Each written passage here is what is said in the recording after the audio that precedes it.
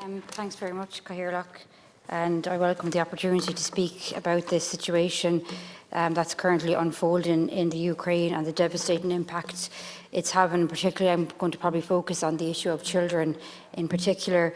And I do just want to say and acknowledge the work that's been done to date by the various departments and ministers, and I know that a lot falls into Minister O'Gorman's department and also Minister Humphreys, but it is an unprecedented situation, and there has been a huge amount of work done to date given the situation.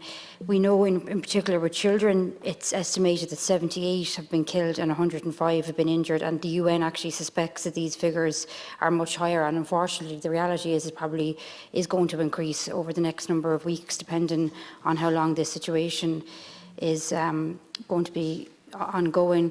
It estimates that 7.5 million children actually live in the Ukraine, so that's actually just a little over 2 million, just to put it into context, of our own population, of our entire population, just of children, and that 1 in every 2 children have been displaced, so that's about just over 4 million children in total. 1.8 million of these children have fled Ukraine in total, which, just to put it again into context, is roughly the entire population of Munster and Leinster. So, I mean, that's just children alone. I think those figures, sometimes, when you talk about figures, the message can get lost, but I think when you just think about that amount of children, it's really frightening, to be honest, when you actually think about them. Their homes have been destroyed or damaged. In many cases, fathers have left families to fight the invading Russian army. Their schools, their creches, their parks, playgrounds, everything that they would have taken for granted, just totally decimated and taken away from them. And there are reports that orphanages have been targeted, neonatal, and we've seen the reports of the maternity hospitals destroyed with missile rocket attacks. And I don't think any of us can imagine, as adults here, how frightening and scary that situation would be. But just imagine being a child in that situation and not knowing what's going on, and obviously picking up on the fear from your own parents too. While I'm sure that you can imagine, trying to keep it together for the sake of your children when you really don't know what's going on yourself. And I just think that there really is no word. Sometimes it's just devastating to think about all of those children who don't currently have access, in a lot of cases, to safe drinking water, healthcare, electricity and or heating, and food and medical supplies are dwindling in many situations. As we know, we have witnessed in other conflicts that children fleeing the war in Ukraine are also at greater risk of human trafficking and exploitation, and I think that's something that we need to be really, really conscious of. And I think it was actually mentioned earlier today in the Chamber that it's roughly around 6,000 unaccompanied minors, I think they estimate, have left into, obviously that's just not Ireland, that's all of the European countries, but that is something that we really need to be very, very cognizant in relation to the chaos, the confusion. The movement of large numbers of refugees makes it very easy to exploit vulnerable children, and reports recently suggest just recently around 500 alone have crossed in unaccompanied children just through the border of Romania alone.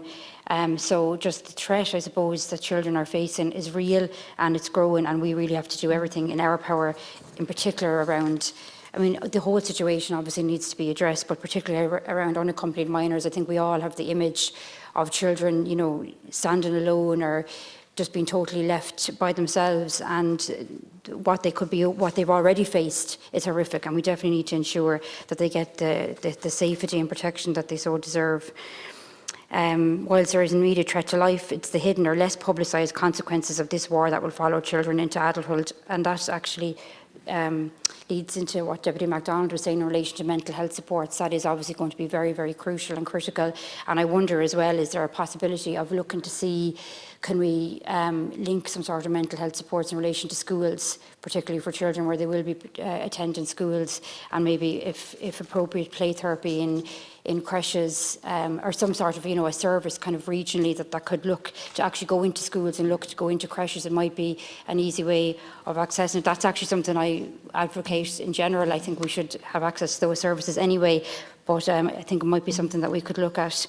Terminally ill children, children in ICU, children awaiting life-saving surgery, or children awaiting speech and language or a routine developmental check. We need to be cognizant of all of these children and what happens to them. And actually, I heard a story from our own local hospital. It wasn't with children, but it was to do with women who had gone through treatment for breast cancer, or they were in the middle of their treatment for breast cancer, and they obviously arrived, no medical information or files, and the hospital was trying to figure out what type of tumour had it been, what type of chemo was appropriate. So they're all things that you wouldn't actually even really think about. So all of that needs to be, we just need to be cognizant of that when we're asking departments and hospitals and all our education services and our childcare services to take on all of this extra work. We need to ensure that they are supported and resourced to do that.